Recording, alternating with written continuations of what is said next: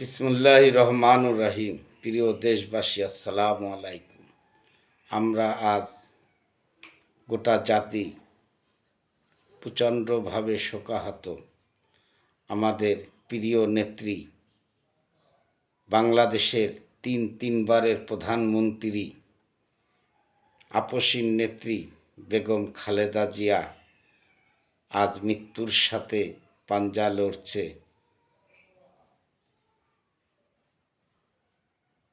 আমরা আল্লাহর কাছে হাত তুলে প্রার্থনা করি, হে আল্লাহ, আপনি আমাদের প্রিয় নেত্রীকে সুস্থতা দান করেন, তাকে আমাদের মাঝে ফিরিয়ে দেন।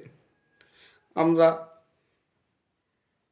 5ই আগস্টের পরে ফ্যাসিস্ট শেখ হাসিনা পালিয়ে যাওয়ার পরে আমরা আমাদের নেত্রীকে আমাদের মাঝে ফিরে পেয়ে আমরা আশ্বস্ত হয়েছিলাম 2026-এর নির্বাচনে আমাদের মাঝে তাকে পাব।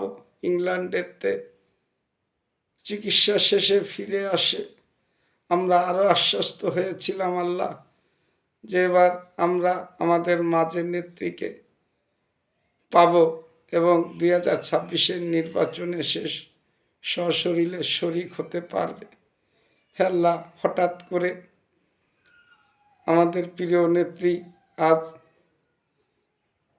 অসুস্থ হয়ে মৃত্যুর সাথে পাঞ্জা লড়ছে। আপনি তাকে সুস্থতা দান করেন আল্লাহ।